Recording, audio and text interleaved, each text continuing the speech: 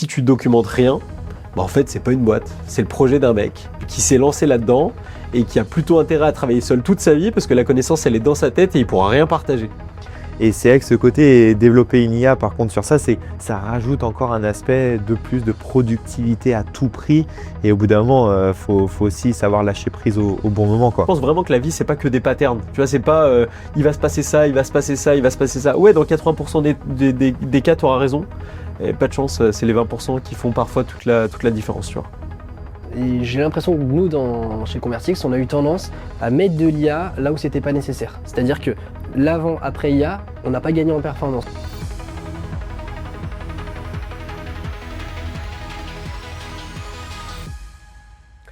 Bienvenue dans Décroche ton téléphone, le podcast des entrepreneurs en croissance. Vous commencez à nous connaître, Romain Cessillon d'HTW Marketing, William Palande de l'agence Convertix. Et aujourd'hui, on accueille Julien. Julien, présente-toi, on veut savoir qui t'es.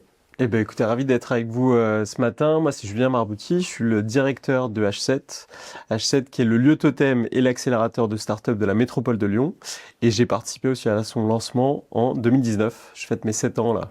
Le temps passe bien. Le temps passe très bien, des étapes très différentes. On a commencé, on était une petite équipe de 5 personnes. Aujourd'hui, on est 15 personnes. 70 startups, on pourra en reparler, qui sont présentes au moment où on se parle dans le bâtiment. Et plein de beaux projets. Donc très content d'en parler avec vous ce matin. Et alors du coup H7, parce qu'on a beaucoup d'auditeurs qui sont lyonnais, hein, il y en a à travers toute la France, mais c'est quoi H7? Parce qu'on est tous passés là sur le périph' à côté, on en a entendu parler, c'est quoi concrètement H7? Vous faites quoi? Déjà, le premier truc, c'est qu'il faut pousser la porte. Ça, c'est important. On est un lieu, on a 3 choses. On est un lieu de 5000 m² dans lequel tu vas retrouver 400 postes de travail. Ces 400 postes de travail, justement, ils sont occupés par 70 startups qui sont dans une phase de croissance. Ça, c'est important, c'est qu'on les sélectionne. Et on les sélectionne parce qu'elles sont dans une phase où elles ont déjà un premier revenu, elles développent un produit technologique et elles veulent accélérer dans la tech. Ça, c'est notre première activité. Donc, on les héberge, on les accompagne et on les met en réseau. Et pour ça, très content de connecter avec des acteurs comme vous, avec des fonds d'investissement, avec des grands groupes du territoire, avec des institutions, pour leur permettre d'aller plus vite et de répondre à leurs problématiques au quotidien. Ouais, ce qu'on t'a pas dit, c'est qu'on vient chercher des clients aussi à travers toi. Tu fais bien, tu fais bien. Il faut. Et alors, typiquement, ça, c'est ce que vous faites, la substance, l'élément différenciant du H7, qu'est-ce que vous apportez aux boîtes qui est différent d'un énième incubateur? C'est quoi on peut vous différencier? Je sais que tu m'as dit que tu étais pas mal tech, donc... Ouais, tu vois, en fait, historiquement, la métropole a voulu nous positionner comme accélérateur. Tu avais d'ailleurs beaucoup d'incubateurs à l'époque quand on se lançait en 2019. Je pense à Boostin Lyon, je pense aussi à l'incubateur de l'EM Lyon, qui était un des premiers incubateurs d'école en France. Et donc, il manquait vraiment un dispositif qui allait permettre à des entreprises déjà existantes d'aller plus loin. On était d'ailleurs à l'époque sous François Hollande, puis sous Macron, derrière la bannière French Tech, avec l'objectif de 20 licornes, et puis après ça a été 30 licornes d'ici 2030. Et donc pour atteindre ces objectifs, ils ont décidé d'avoir des lieux plutôt dédiés à l'accélération pour faciliter ça. Donc nous, on a été positionné comme un accélérateur, et je pense qu'il fait notre différence. Nous, on nous compare souvent avec Station F. Moi, c'est à Paris qui est vraiment, je pense, le leader en France et d'ailleurs dans le monde. Moi, déjà, ça me va bien d'être comparé avec une référence qui parle à tout le monde.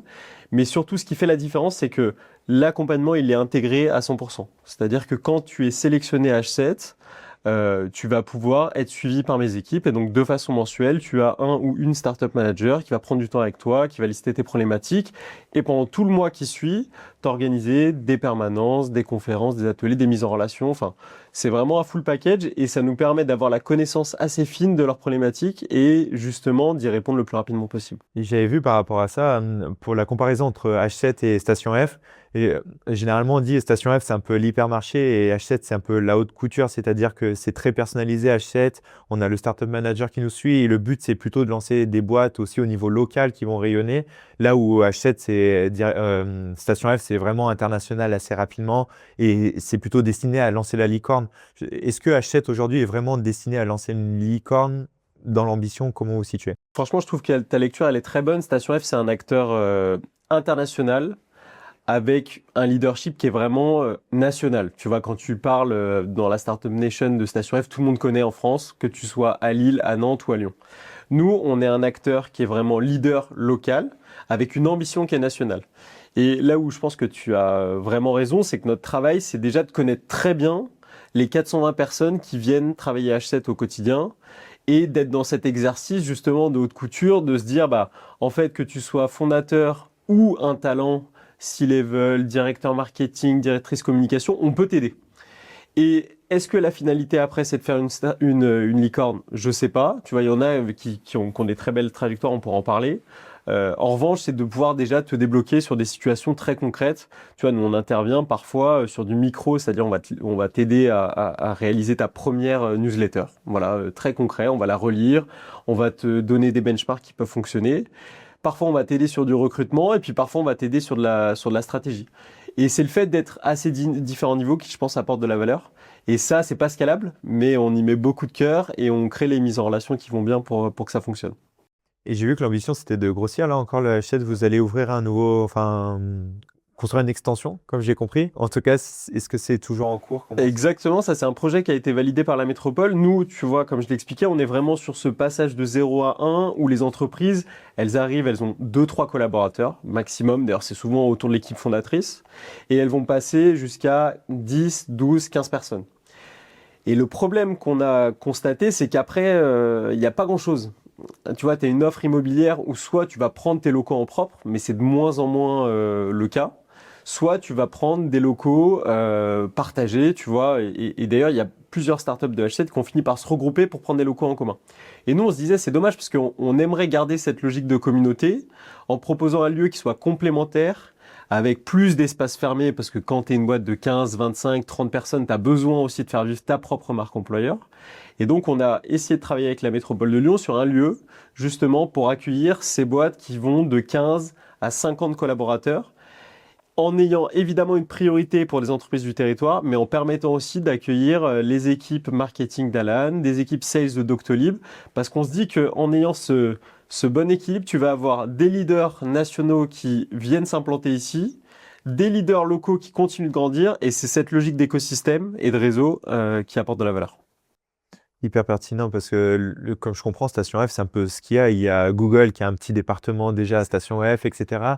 Et c'est ce qui manque un petit peu au H7 aujourd'hui. J'ai l'impression que c'est vraiment un lieu de passage et le but, ça serait de pérenniser tout ça au maximum, quoi. Oui, tu vois, moi je crois vachement à ces logiques d'écosystème. Quand tu vas justement être au contact d'un sales de chez Google ou encore mieux de chez Doctolib ou chez Alan ou de chez Batch, tu vas apprendre énormément. Et du coup, si tu es dans cette phase de lancement, la discussion au café, elle devient bénéfique. Et puis, pourquoi pas, toi, demain, en tant que responsable commercial, tu vas avoir envie de te lancer. Donc, tu vas reprendre le parcours de H7 au début. Et l'objectif, c'est d'aller jusqu'au bout dans ce deuxième bâtiment. Donc, tu vois, le projet, il est acté. Il faut que les travaux se lancent. Ça prend toujours un peu de temps, vous connaissez ça. Mais en tout cas, nous, ça nous fait un bel horizon. Et ma dernière question pour bien comprendre l'univers H7, et après, William, je te laisserai reprendre un petit peu où tu en étais. C'est quoi le business model de H7? Enfin, comment vous gagnez de l'argent aujourd'hui? Est-ce que vous êtes plutôt à titre privé aujourd'hui ou bien subventionné par l'État, la région? Comment vous vous situez?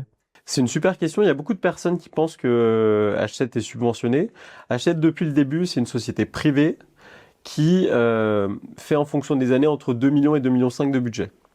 Sur ces 2,5 millions, il y en a 40% qui viennent des startups, donc elles payent de la prestation de service sur hébergement, accompagnement et mise en réseau. C'est les trois.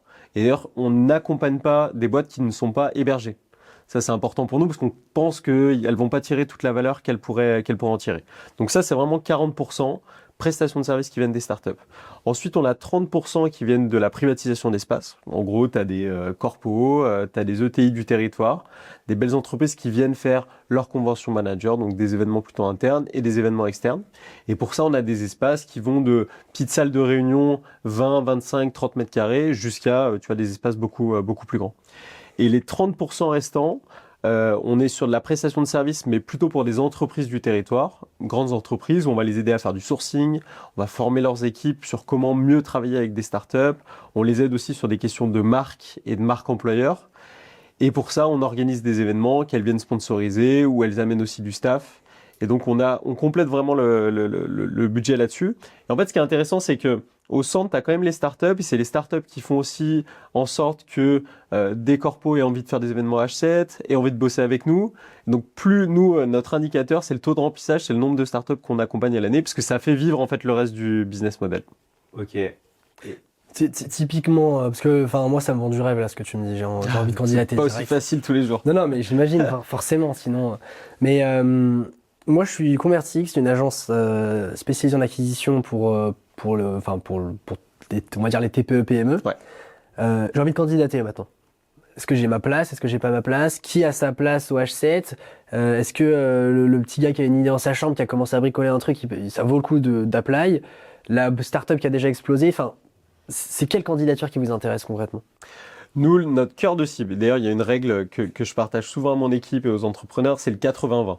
Si vous voulez être crédible sur ce que vous faites, sur votre positionnement, il faut que 80% de votre cible sous-tende votre histoire. Donc ce que je dis toujours à l'équipe, c'est qu'il faut qu'absolument 80% de nos clients startups soient dans la cible que je vais vous présenter. En gros, on a des entrepreneurs qui sont déjà créés et qui ont un premier niveau de revenu ou une traction qui nous laisse à penser qu'ils sont vraiment sur un product market fit, qui répondent à un problème très concret. Ils développent évidemment dans la tech, parce que vous le savez très bien, le terme startup ultra galvaudé, ça va parfois de produits hardware à le petit artisan qui fait des choses de façon innovante, et c'est très bien, mais c'est pas la définition qu'on a nous et que BPI France a d'une startup. Donc vraiment développer un produit dans la tech et une ambition de croissance. Tu vois, il faut aussi que dans les prochaines années, tu te projettes sur des nouveaux marchés. Et c'est encore mieux pour le territoire. C'est pour ça qu'on a un lien fort avec la métropole, si tu vas aussi recruter et former des personnes sur des nouveaux métiers. Donc ça, tu vois, c'est notre cible. Et après, on valide aussi un point, et ça se fait lors des rencontres quand ils viennent découvrir H7, c'est ta volonté d'être accompagné. C'est un truc de ouf. On dit souvent, tu feras pas boire un âne qui n'a pas soif. C'est un vrai point. Tu vois, c'est de se dire, il faut que tu sois à la fois très clair sur ce que tu viens chercher. Et le premier rendez-vous qu'on fait, c'est un rendez-vous de fit. C'est en gros, est-ce que tu as compris ce que fait H7? Qu'est-ce que toi, tu vas apporter à la communauté? Souvent, ils vont te dire du réseau. Moi, je connais très bien aussi tel ou tel point sur lequel j'ai été formé, et donc je vais pouvoir former à mon tour. Je suis en capacité aussi d'aider sur tel ou tel sujet. Donc, tu vois, il y a un premier niveau, et après, on leur dit OK. Et après, qu'est-ce que tu viens chercher? Donc, tu donnes, tu reçois. Et donc là, on valide aussi que tu vas être en capacité, dans les premiers mois, de tirer de la valeur de ton investissement. Parce que ça reste un investissement. Tu vas être à H7, ça coûte 295 € par poste par mois. Tu vois, c'est pas gratuit. Et donc nous, on veut aussi que cet investissement il soit rentable et intéressant pour les entrepreneurs.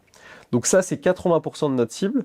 Et après, on va ajouter aussi des personnes avec lesquelles on a plaisir à travailler et qui apportent de la valeur aux entrepreneurs qu'on accompagne. C'est pour ça qu'on va retrouver quelques micro-agences et puis quelques free avec lesquels en fait on a des très bonnes relations, et on estime que pendant leur passage, ils vont pouvoir capter de la valeur, et surtout ils vont pouvoir en redonner, parce que vous avez compris aussi que dans notre métier de mise en relation, si tu as juste à monter à l'étage pour résoudre une problématique, SEO ou autre, c'est une bonne chose. Tu vois, donc 80-20, 80 dans la cible et 20% qui complètent et qui rendent quand même tout ça assez lisible.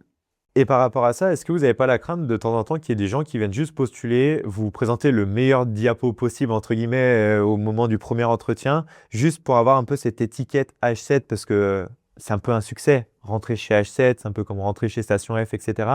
Et finalement, au départ, on peut un peu vous convaincre avec des belles paroles et du beau marketing. Et avec du recul, quel est le pourcentage de boîtes où vous dites celle-ci, on n'aurait jamais dû l'accepter? Est-ce que ça arrive souvent, ou finalement vous êtes quand même assez bon sur le process? Ça arrive, tu vois, et c'est normal, hein. Pour te donner un ordre de grandeur, il y a 300 startups qui sont passées par H7 depuis 2019. Donc c'est évident qu'il y a eu malheureusement des loupés. Et tu vois, il y en a 25% qui ont arrêté leur activité aussi. Est-ce que ça a été un mauvais choix de les faire rentrer? Pas forcément, tu vois, elles auraient peut-être arrêté pour d'autres raisons. Peut-être, pour répondre à ta question, de te présenter le process. Donc, premier entretien, vraiment tu qualifies la motivation et tu valides aussi les informations qui ont été partagées. Parce que comme tu le dis, dans un deck ou sur un fichier, tu peux mettre finalement ce que tu veux. Ça se fait au téléphone, ça permet de valider assez rapidement. Ensuite, on se donne rendez-vous à H7. Là, c'est le rôle de l'équipe de creuser les infos, de comprendre aussi quels sont les sujets qui vont être prioritaires dans l'accompagnement. Et après, on a mis en place un community board. En gros, on sélectionne 4 personnes de la communauté. Tu vas avoir un expert en marketing, tu vas avoir notre expert juridique, tu vas avoir un expert sur le design. On essaie de faire venir 1 à 2 experts et 1 à 2 entrepreneurs plus une personne de l'équipe H7. Et là, pour le coup, les projets sélectionnés, ils ont 20 minutes pour présenter et ça va être vraiment le moment où on va challenger les idées. Et c'est pas mal à 2 niveaux, je trouve. C'est pas mal parce que déjà, ça te montre un peu ce qu'on peut faire. Tu vois, tu vas pouvoir être challengé par mon équipe et tu vas pouvoir être challengé par des experts. Donc, déjà, les entrepreneurs qui ressortent de là, ils disent j'en ai tiré de la valeur. Donc ça, c'est génial. Et après, ça permet de valider, tu vois, le fait que ce qu'on s'est dit au premier rendez-vous est toujours valable au deuxième et valable au troisième. Et donc tu dérisques quand même. Et surtout, moi, j'ai pas la prétention et mon équipe a pas la prétention d'avoir la science infuse. Et donc si on est plusieurs à penser la même chose, c'est peut-être que c'est le bon truc, tu vois. Et après, pour répondre à ta question de façon plus précise, est-ce qu'il y a des projets qui n'ont, comment dire, qui n'ont pas finalement trouvé leur place à H7? Évidemment. Ça, moi, je le vois quand c'est un projet qui arrive et qui, 3 mois plus tard, est déjà parti. Franchement, c'est toujours un échec à la fois pour l'entrepreneur, mais aussi pour nous, parce que pendant cette période d'onboarding, on va donner beaucoup plus, tu vois, on va leur donner accès aux outils, on va leur faire des premières mises en relation, on va faire des points d'étape qui sont beaucoup plus longs. Le point d'étape d'entrée, c'est 1h30, ça peut aller jusqu'à 2h. Ils vont faire ce community board, donc on a beaucoup investi, mais on se rend compte aussi que si tu n'es pas là dans les premiers mois, eh ben, tu vois, il y a le match qui se fait pas. Et donc le premier point maintenant, la question que posent les équipes, et c'est Thomas qui a mis ça dans mon équipe en place, c'est quand est-ce que vous allez pouvoir vraiment être présent? Si tu me dis que tu veux intégrer H7, mais que tu as un bail, je sais pas quoi, tu es entre Paris et Lyon et que tu seras dispo qu'en septembre, viens en septembre. Tu vois, finis tes trucs, stabilise ton modèle, tu as un gros client qui doit rentrer, fais en sorte que tu sois serein. Et à ce moment-là, si tu es serein, tu seras bien accompagné. C'est un peu l'étape qu'on appelle d'activation où ça crée l'effet waouh, où les deux parties se rendent compte et on se dit là, il se passe quelque chose. Et c'est sûr que si elle se fait pas, c'est compliqué derrière, quoi. Et par rapport à ça, en termes de boîtes, vraiment, vous voyez tout type de boîtes aujourd'hui qui viennent postuler. J'ai vu le Hachette, vous avez de plus en plus ce côté, faut quand même avoir un minimum le côté social, le côté environnemental, etc.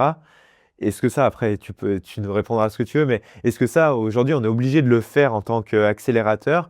On est obligé de se donner cette étiquette-là? Ou est-ce que c'est vraiment une conviction pure du H7? Parce que moi, j'ai toujours un peu cette vision, le côté social, le côté environnemental, c'est pas là où il y a la plus grosse traction à aller chercher et c'est pas là où on fait le plus d'argent. Après, c'est ma vision à moi. Comment vous vous situez concrètement par rapport à ça?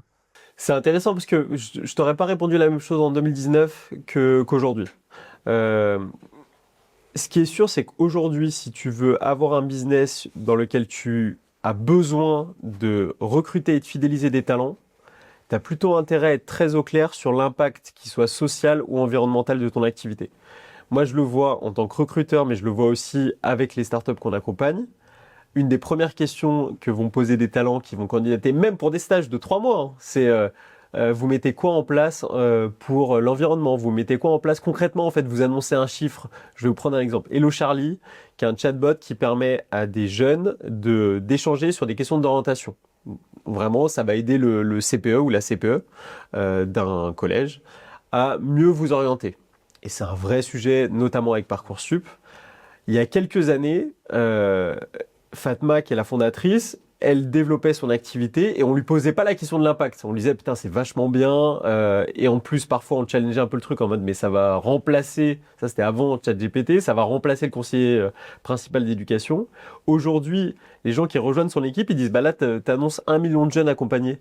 Mais comment tu mesures? Comment ça les aide vraiment? Tu vois, il y a une conscience je trouve, des jeunes diplômés qui est beaucoup plus forte. Et donc sur la question des talents, faut être, je pense, assez conscient de son impact pour continuer de les garder. Donc ça, pour moi, ça me semble assez indispensable. Après, là où je te rejoins, c'est que je pense pas que toutes les activités aient besoin d'un impact social ou environnemental. Je pense que c'est mieux de faire du bien à la planète, honnêtement. On est tous d'accord une fois qu'on a dit ça. Mais après, il y a des belles boîtes. Je te prends l'exemple de la plus belle réussite de H7 qui s'appelle Agicap. Agicap, c'est une solution de pilotage de la trésorerie. Ça va pas changer le monde. Par contre, ça change le quotidien de DAF et de direction financière qui, du coup, ont un outil qui a été développé à Lyon et qui impacte grandement leur activité. Mais ça impacte leur activité. Et je pense qu'il faut être très à l'aise avec ça. Et nous, on a de plus en plus quand même de dossiers où, by design, tu vois, dès le début, c'est de l'impact qui soit social ou environnemental. Et tant mieux, on va essayer de les accompagner là-dessus. très clair. Le podcast, ça doit faire 20 minutes qu'il tourne et on a enfin mis le mot IA et ChatGPT. Et ça, on l'attendait Ça parce y que... est. Non, mais parce que, je veux dire, tu parles de tech, dans les mots-clés de la chaîne YouTube, il y a beaucoup ces mots-clés qui reviennent. Je mets les deux pieds dans le plat. OH7, l'IA, ChatGPT, est-ce que c'est pas toutes les conversations? Est-ce que tous les métiers vont pas être remplacés? C'est quoi un peu ton positionnement? Il se passe quoi chez H7 côté IA? Vous êtes chez Mistral, vous êtes chez Claude Cowork. Enfin, c'est quoi un peu la tendance côté startup? Je veux vraiment savoir. Tu as plusieurs questions en une. Déjà, pour H7, nous, on a, donc pour mon équipe, on est sur Gemini. Parce que historiquement, on est tous fans de la suite Google, qu'on traite nos mails extrêmement vite avec Gmail, qu'on a tout synchronisé avec nos agendas aussi. Et donc, assez logiquement, on s'est dit, on va récupérer toute la donnée qu'on produit depuis 2019. Donc, les présentations des ateliers, les transcripts des conférences, d'ailleurs, les conférences qu'on a upload sur YouTube. Et on va se servir de ça et on va se servir de la puissance de Gemini pour devenir des startup managers augmentés. Et on a des cas d'usage assez dingues. C'est-à-dire qu'aujourd'hui, une personne qui rejoint mon équipe pour faire de l'accompagnement, eh ben déjà, elle peut discuter avec un Gem et donc une interface Google sur lequel il y a toutes les conférences qu'on a faites sur l'entrepreneuriat et de dire quelle est la bonne pratique quand je développe un SaaS sur ça ou sur ça. Et donc, ça va renvoyer aussi à des contenus qu'on a organisés il y a 3-4 ans. Donc nous, sur notre premier usage, on s'est dit, on produit énormément de contenu, écrit, vidéo, audio, on va devenir des accompagnateurs augmentés et c'est un sujet sur lequel moi j'échange assez souvent avec d'autres structures d'accompagnement. Ça, c'est le premier point. Deuxième point pour H7. On s'est dit très rapidement, il faut qu'on ait un parcours qui s'appelle H7IA et c'est un rendez-vous mensuel sur lequel on va proposer différents formats. Tu peux avoir un atelier très pratique où tu vas découvrir comment utiliser Mistral. Et on est agnostique, tu vois, donc il faut qu'on arrive à présenter différents outils, comment on utilise Claude Code aujourd'hui. Tu peux avoir des conférences qui sont aussi un peu plus macro sur comment ça impacte certaines formations, certains métiers. Et tu peux avoir aussi un démo day. Tous les 6 mois, on a un démo day et on fait en sorte que des startups de H7 ou de notre communauté viennent présenter sur des verticales, éducation, immobilier, santé, etc. Un chiffre que je vous partage qui est très intéressant, dans l'étude 2025, il y a 90% des 70 startups qui déclarent qu'elles utilisent l'IA soit dans leurs produits dès le début, soit dans leur process. Et ça, c'est un truc de dingue parce que pour le coup, c'était pas le cas à l'époque et je parle vraiment d'IA générative. Et en termes de process, on voit que ça évolue. Et deuxième partie aussi, deuxième stat aussi que je trouve intéressante, c'est que les recrutements, notamment de stagiaires et d'alternants, ont diminué. Pas forcément bon pour mon business parce que ça fait moins de place aussi à occuper. Mais on voit que, et c'est la réalité, c'est-à-dire qu'aujourd'hui, ce qu'on peut faire grâce aux outils d'intelligence artificielle, ça peut remplacer certains jeunes qui arrivaient sur le marché du travail avec un premier stage ou une première alternance. Et comment ils fonctionnent généralement les boîtes par rapport à ça? Parce que ça demande quand même une compétence IA. Aujourd'hui, est-ce que tous les fondateurs, fondatrices ont à minima cette compétence et le développent eux-mêmes au départ? Ou est-ce que on prend directement un prestataire qui va venir et nous aider sur ça? Parce que si je prends mon cas concret, je sais que l'IA peut révolutionner. J'utilise aussi Gemini de mon côté depuis peu parce que avant j'étais beaucoup sur ChatGPT et maintenant avec Google Workspace c'est augmenté, etc. Donc je suis sur ça, mais j'ai conscience qu'il y a tant de choses à faire. Mes conférences aujourd'hui, j'en fais pas mal. Je suis sûr que je pourrais me créer quelque chose de concret. Mais en fait, j'ai du mal à le faire tout seul, j'ai du mal à mettre le nez dedans. Donc voilà, là où je veux en venir avec ma question, c'est est-ce qu'aujourd'hui, un bon fondateur ou fondatrice doit avoir la compétence par rapport à l'IA ou est-ce qu'on va la chercher directement vers quelqu'un d'autre? En tout cas, si tu l'as pas aujourd'hui, il faut que tu ailles la chercher. Donc ça, c'est sûr. J'ai le même problème que toi, c'est qu'il faut bloquer du temps. Parce que sinon, t'es toujours dans le run. Donc tu runs le truc, mais parfois, pour être augmenté, faut faire en sorte de build des nouveaux outils et de creuser des nouveaux cas d'usage sur Gemini, sur ChatGPT, sur Mistral. Je pense que pour les entrepreneurs de H7, c'est un peu pareil. J'observe la même chose dans le sens où déjà, ta première caractéristique, c'est que t'es touche à tout et t'es un builder. Tu vois, donc ils vont tester des trucs, ils vont avec leurs équipes tester de nouveaux process et ils vont tester d'ailleurs différents modèles.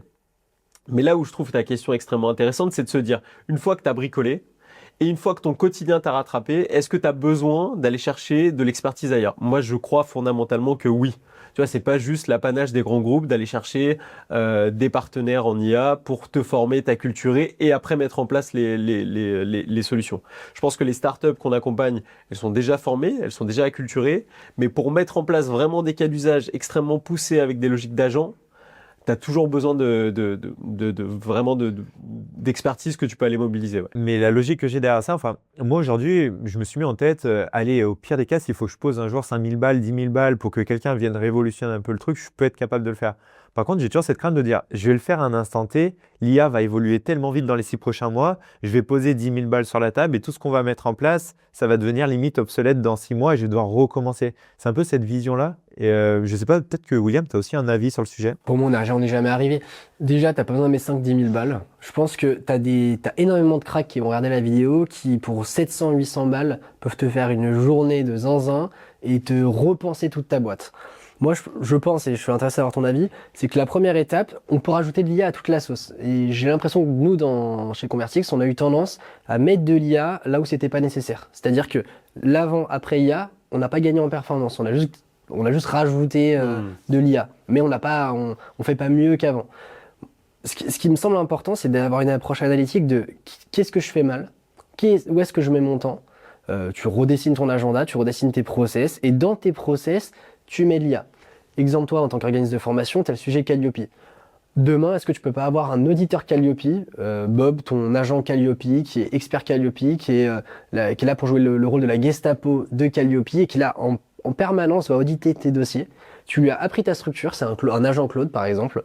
Il a accès à ton drive, et dès qu'il y a un truc qui va pas, il t'envoie un mail, il te harcèle. Il te harcèle pour te dire, il y a ça qui va pas. Et en fait, je sais pas moi, tous les lundis matin ou tous les jours, il t'envoie la liste de tes non-conformités.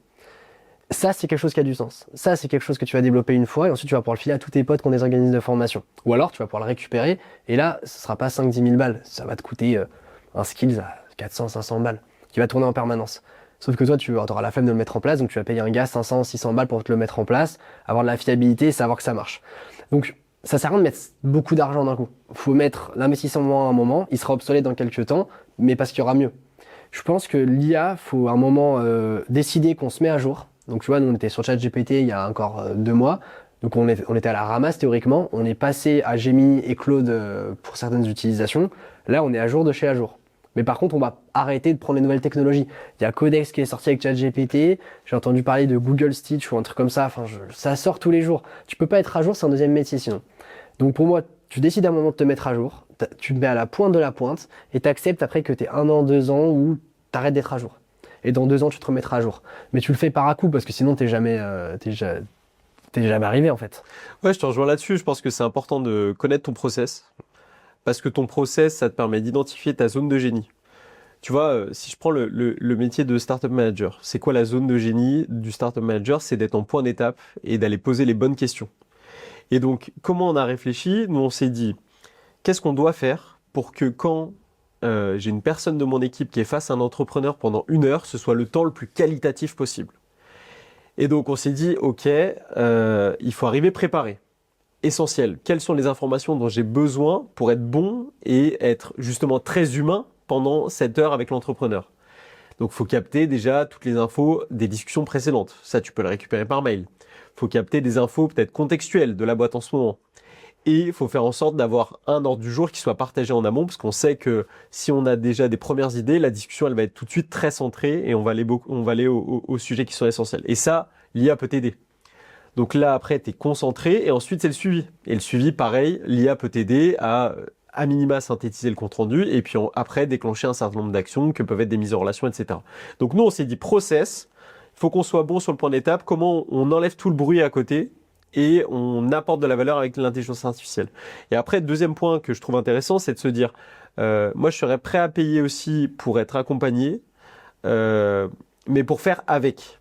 Tu vois ce que je veux dire? C'est être formé aussi, mais je ne paierai pas pour quelqu'un qui me propose un agent directement. Je paierai pour quelqu'un qui se met à côté de moi, qui justement valide avec moi mon process et me montre comment faire, mais il faut que je fasse au moins 80% du travail moi-même.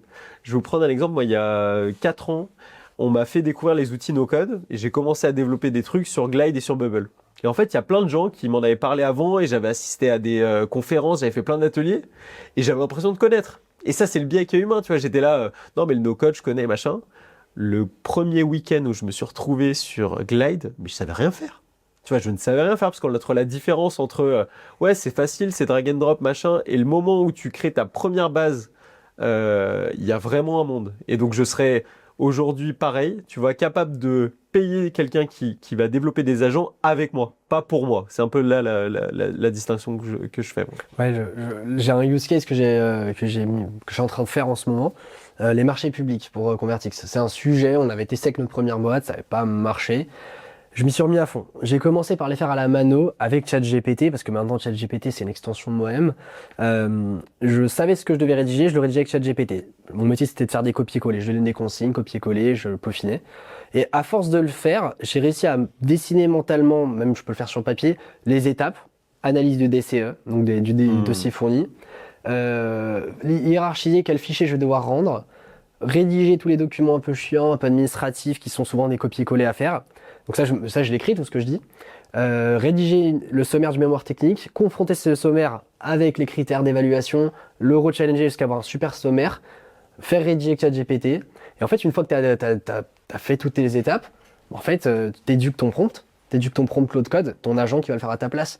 Et là, ce qui est cool avec les agents, c'est que au lieu de faire juste de la rédaction et de faire juste du texte, ils vont te créer ton dossier, tu lui balances le DCE, il analyse, il fait ta grille d'évaluation. Il te fait ton go-no-go parce que tu vas pas attaquer dans tout. Toi, tu fais de la formation, tu fais pas de la formation de réparation de car, tu fais de la formation plutôt dans le digital. Tu peux t'éloigner un peu en allant dans de la formation XL, à la limite de la formation un peu plus tech, mais tu vas quand même rester sur une certaine cohérence.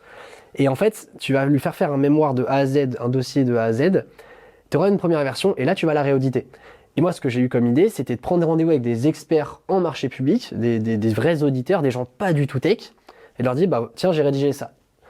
Démonte-moi mon dossier. Donne-moi tous tes feedbacks. La visio est enregistrée, j'ai tous les feedbacks. Tous ces feedbacks, c'est ce qui améliore mon agent. Donc, je les utilise pour améliorer ma réponse, bien entendu, mais j'utilise surtout tous ces feedbacks pour dire toutes ces compétences, j'en tire 8 points d'amélioration. Tiens, dans mon bilan RSE, je vais arrêter de déclarer, il faut que je donne des chiffres, du concret. Quand dans mon mémoire, je parle des équipes, je peux peut-être citer que c'est Pierre, Paul ou Jacques dans mes équipes qui va le faire ça. Toutes ces améliorations, je le mets dans les skills. Les skills après, donc les skills, c'est les compétences des agents. Et la prochaine fois qu'il me sortira un marché, ce sera le marché précédent plus toutes les améliorations de l'expert.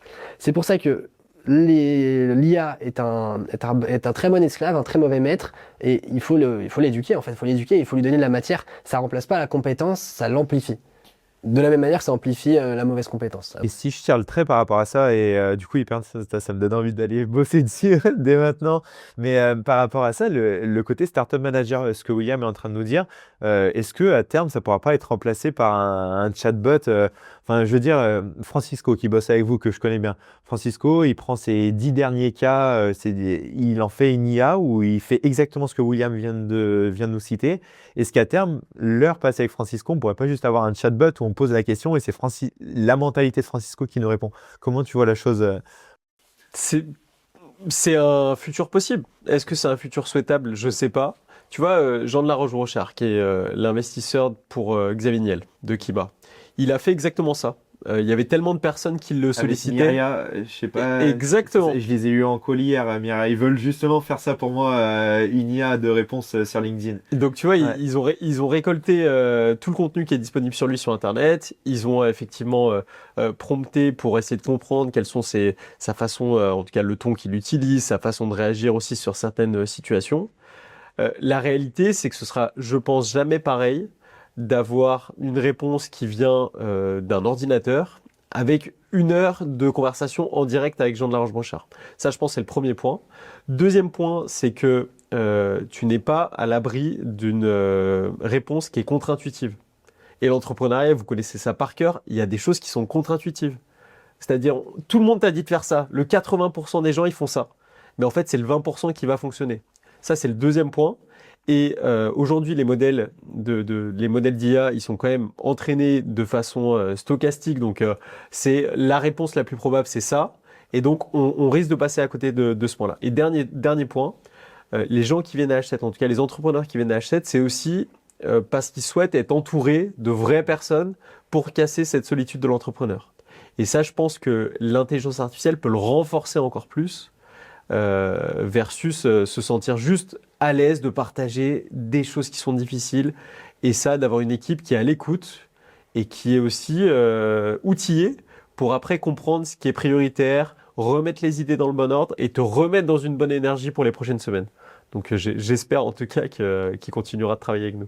Ouais, totalement. Et pour finir sur ça, Myriad, du coup, tu connais un petit peu ou pas? T'as creusé et ça vaut quand? Enfin, Écoute, j'ai jamais testé, si ce n'est j'ai testé la solution proposée par Jean.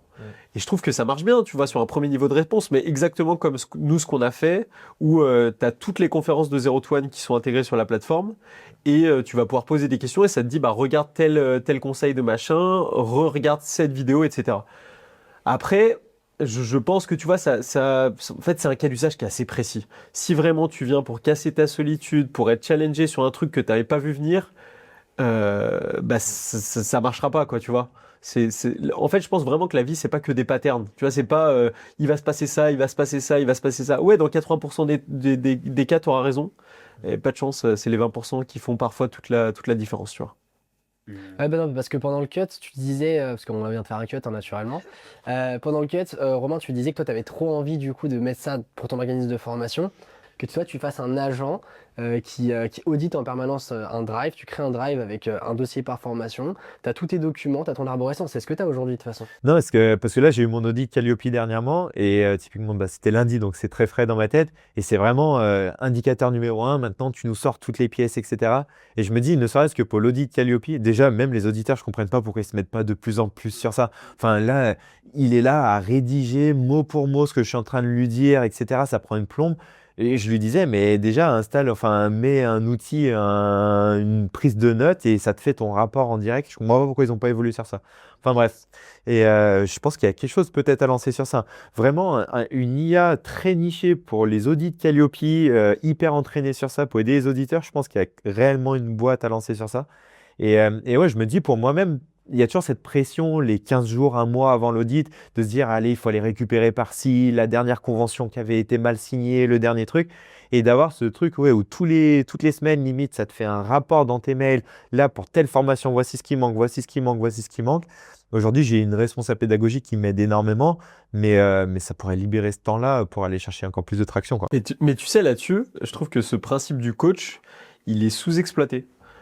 Parce que ce que tu viens de décrire, c'est un coach qui te permet de te dire à 15 jours, voilà ce qui va très bien. Tu as super bien bossé là-dessus. En revanche, il faut que tu te concentres sur ça, sur ça, sur ça. Et tu vois, moi, le dernier truc, ça me permet de le placer. Je prépare un marathon depuis 3 mois. Et ben, j'ai fait mon agent avec justement connecté avec mon Strava, connecté avec mon programme qui était issu d'un bouquin que j'aime bien, connecté avec justement ma montre pour savoir mes temps de sommeil, machin.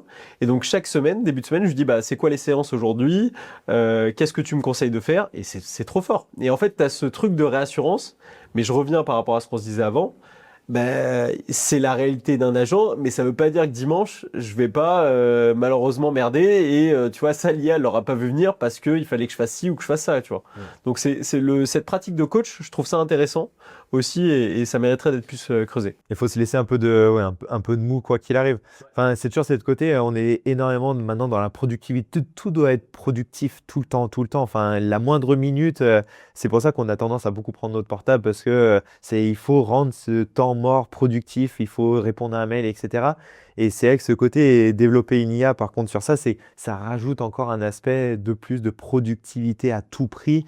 Et au bout d'un moment, faut aussi savoir lâcher prise au bon moment, quoi. La raison pour laquelle tu disais pourquoi est-ce que toutes les organismes de formation ont pas ça, c'est la même raison pour laquelle toi tu l'as pas. C'est qu'en fait, tu as 20 000 opportunités qui te sont présentées par jour. Tu as un agenda qui est déjà blindax à fond, tu viens d'avoir un gosse en plus, donc tu as encore moins de temps, tu es peut-être fatigué. L'intérêt du coach est super intéressant et on critique beaucoup souvent les coachs internet qui t'aident à mettre en place l'IA.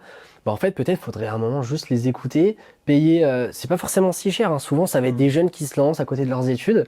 Et je suis sûr que pour 300-400 balles la demi-journée, ça leur paye des bières, c'est des étudiants. Et je veux dire, enfin, pas pour être réducteur, mais ça suffit et ils peuvent t'aider de fou, quoi. Moi, on avait dans notre équipe Alexandre qui est un vrai petit touche-à-tout, qui a du temps et qui peut nous mettre en place des choses de zinzin. Ton exemple de stratégie de marathon, d'ailleurs, je suis intéressé de savoir la stack technique. C'est tout bête, hein, mais si tu n'avais pas pris le temps de le mettre en place, tu l'aurais pas. Donc, faut prendre le temps ou faut s'imposer le temps avec un coach. C'est comme le coach sportif. Mais c'est vrai que, enfin, ce côté coach et ce côté, on a beaucoup d'informations. On peut faire la petite transition pour finir sur le côté H7 avec le Zero to One qui va arriver. Moi, la frustration que j'ai quand je viens sur ce type d'événement, bah, je te laisse expliquer ce que c'est Zero to One et après, je te dirai un peu mon Ta ressenti. frustration. Ouais. Zero to One, on l'a lancé il y a 5 ans maintenant. Tu vois, moi j'étais frustré pour le coup qu'il n'y ait plus d'événements de grande envergure à Lyon autour de la tech et des startups. Historiquement, tu avais un événement qui était génial qui s'appelait le Blend Web Mix, sur lequel d'ailleurs Sylvain, que vous avez reçu, a été grandement impliqué. Il a fait partie aussi des gens qui ont rendu ça possible. Mais petit à petit, le Blend, il a perdu un peu de sa superbe, à la fois en termes de speakers, mais aussi en termes de bénévoles, et puis en termes d'audience. Et tu vois, moi, en 2019, quand j'intègre H7 et quand je participe à son lancement, je me dis, bah, il manque un peu un truc fédérateur et pour lequel t'es pas dans un salon. Parce que je trouve les salons, c'est très bien, mais c'est moins ma cam. Tu vas retrouver ça du Vivatech. C'est particulier, tu vois, t'as des stands, t'as un parcours qui est fléché. Moi, j'aime les événements sur lesquels tu vas apprendre des choses et c'est le contenu qui va te faire rencontrer des gens et te faire du réseau in fine. Et donc, on a voulu créer cet événement qui se passe en mai chaque année et pour lesquels tu vas retrouver 4 scènes. Et sur chaque scène, tu as des entrepreneurs qui viennent raconter leur passage de 0 à 1, d'où le titre de l'événement. Et pour eux, ça peut être des choses très macro, tu vois, sur l'ouverture d'un premier pays, une stratégie à l'international, un premier échec, un premier rebond. Mais ça peut être aussi des choses micro sur comment j'ai mis en place une première solution de paiement qui nous a apporté ça, comment j'ai intégré tel outil à ma stack technique. Et on a ces deux niveaux-là. Et du coup, on a des populations qui se croisent, qui viennent pas chercher les mêmes choses. Et donc, ça m'intéresse de savoir ce que toi, tu vas chercher. Voilà, donc moi j'ai fait la toute première édition où il y avait Jean de la Roche-Brochard, justement. Il y avait, franchement, en termes de speaker, en plus, je débutais un peu dans l'entrepreneuriat, j'étais assez impressionné. Et ma frustration, qui finalement est un bon problème pour vous, c'est tellement matrixé de cette journée, tellement de rencontres, tellement de pitch inspirants, tellement de choses à faire. C'est un peu comme je vais en ressortir de ce podcast de putain, j'ai 10 choses à lancer sur laquelle mettre mon focus maintenant. Et j'ai l'impression d'avoir, et ça rejoint un peu ce que tu disais tout à l'heure, j'ai l'impression de savoir faire, j'ai l'impression d'avoir la data pour le faire, mais trop dur de passer à l'action et au bout d'un moment, sur quoi je vais concrètement. Et, et je me revois vraiment ressortir de cette journée-là en disant, mais Jean de la Roche-Brochard, il a dit ça. Ok, bah maintenant, au niveau commercial, je vais plutôt m'axer sur ça. Au niveau développement, au niveau innovation, ah bah tiens, il y a un tel qui a parlé de Conto à l'époque que je connaissais pas spécialement. Eh bien, il faut que maintenant, je mette en place Conto.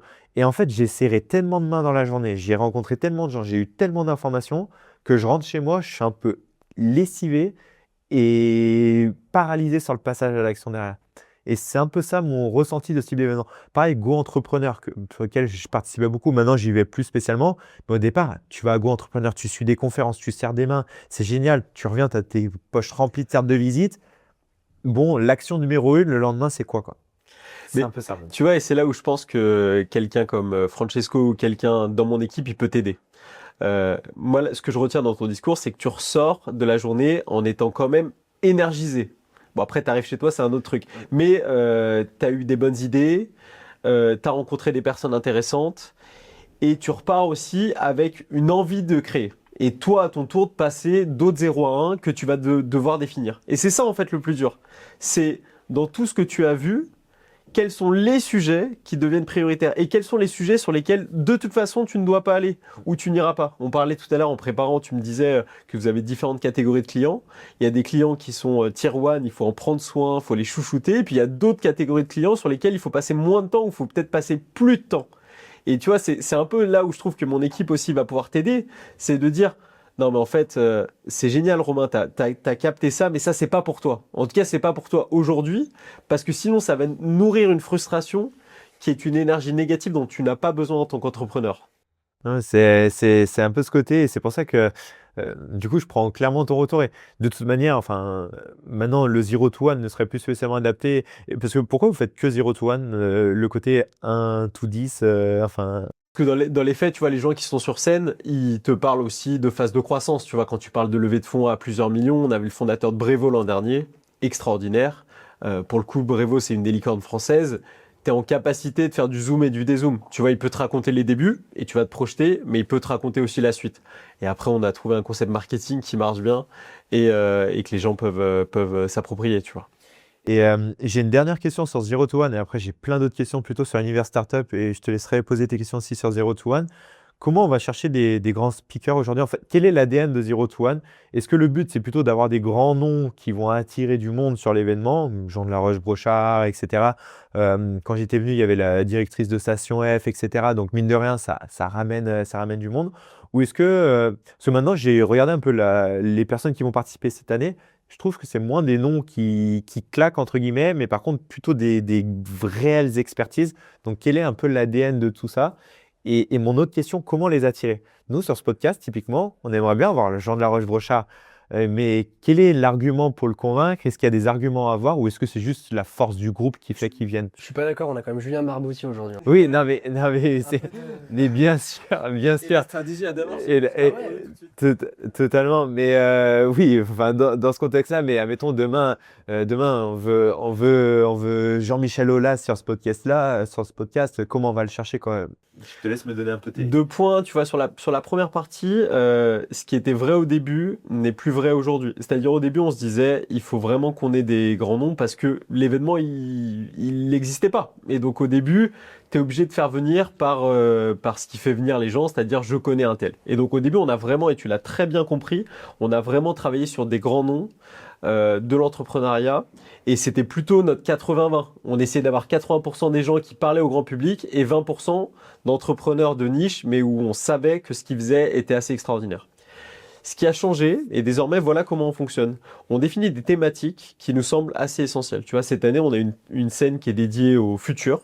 Et donc là-dessus, tu vas retrouver de la défense, tu vas retrouver de la santé, tu vas retrouver de l'astro, c'est le cas en ce moment aussi. Tu vas retrouver évidemment de l'éducation et dans tous ces domaines-là, de l'intelligence artificielle. Et donc là, sur ces thématiques-là, on se dit, bon, qui en France est super bon là-dessus? Et donc, on va aller chercher des gens qui sont peut-être moins connus. Par contre, si tu parles de défense en France, eh ben, tu es obligé d'avoir telle startup sur scène. Si tu parles de santé, tu es obligé d'avoir telle startup. Et donc, on a renversé un peu le truc. Et on a quand même les 20% de têtes d'affiche qui font venir aussi, parce que le but, c'est le cheval de Troie, hein, c'est que tu fais venir par une figure connue, puis après, tu découvres d'autres personnes, tu vois. Donc ça, c'est vraiment de stratégie aujourd'hui, c'est on définit les thématiques et on va chercher les gens qui sont pertinents. Et après, comment on fait? Tu sais que ça, c'est une question moi, qui me passionne parce que c'est souvent les questions que posent les personnes qui rejoignent l'équipe. Elles me disent, parce que tu vois, quand tu arrives, une de tes missions en tant que startup manager, ça va être d'organiser du contenu. Et donc pour ça, il y a les gens que H7 connaît, et puis il y a les gens qu'il va falloir que tu ailles chercher et convaincre de faire une conférence, un atelier ou d'être sur scène à Zero to One. Et pour ça, il y a une règle d'or, et ça a très bien marché avec moi, c'est qu'il faut sentir un intérêt qui est sincère. Tu vois ce que je veux dire? C'est que moi, j'écris et je démarche encore beaucoup d'intervenants pour Zero to One. J'écris que à des gens dont vraiment, enfin, tu vois, avec lesquels je rêverais de prendre un café. Et je prépare mon message et je leur dis, bah voilà, j'ai écouté ça, j'ai lu dans tel article ce point-là, et franchement, à Zero to One, sur une scène à côté de telle personne, ça va faire sens. Et après, je relance, je tente d'autres trucs. Tu vois, les choses qui marchent bien en ce moment, c'est d'écrire direct sur WhatsApp quand je récupère les numéros. Les intros, ça marche toujours bien. Mais par contre, le fondamental, et ça, je le demande à toute l'équipe, c'est que vous écrivez avec des gens qui vraiment vous passionnent et il faut comprendre pourquoi ils te passionnent.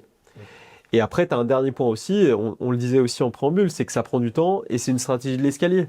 Tu vois, moi, je vous souhaite qu'aujourd'hui, je suis super heureux d'être avec vous. Et bah, grâce à mon réseau, ça va vous permettre d'atteindre une nouvelle marche, et puis une nouvelle marche, et puis il y aura Jean de la Roche-Brochard, tu vois. Et tu peux pas commencer, ou alors tu as beaucoup de chance, tu peux pas commencer par Jean-Michel Aulas. Et donc de se dire, bah, tac, tac, tac, la notoriété amène la notoriété, quoi. Mais c'est sûr, mais c'est déjà, enfin, pour recouper, c'est déjà aussi un honneur de t'avoir aujourd'hui. Je sais pertinemment que au mois de juin, quand on s'est lancé, peut-être si on t'envoie un message et qu'il n'y a pas de chaîne YouTube, je sais pas si tu viens, par exemple. Donc, j'ai conscience aussi de ce réseau un peu en escalier. Et après, je pense aussi qu'il faut prendre un peu de hauteur. On cherche toujours les plus grands noms, etc. mais surtout c'est le fond. Et nous, ce qu'on retient un peu du podcast à l'heure actuelle, c'est quand même les discussions sont quand même assez fondées. Derrière, c'est pas des noms qui claquent tout le temps, mais par contre, l'expertise est réellement là. Et c'est ça qui est quand même agréable. Et je pense pour Zero to One, c'est un peu la même. Exactement. T'as les invités pour les abonnés qui vont nous faire des abonnés. Demain, on a un Jean-Michel Aulas, on fait x2 sur le nombre d'abonnés sans aucun souci. C'est pas bien dur. Ah non, mais- Je pense que.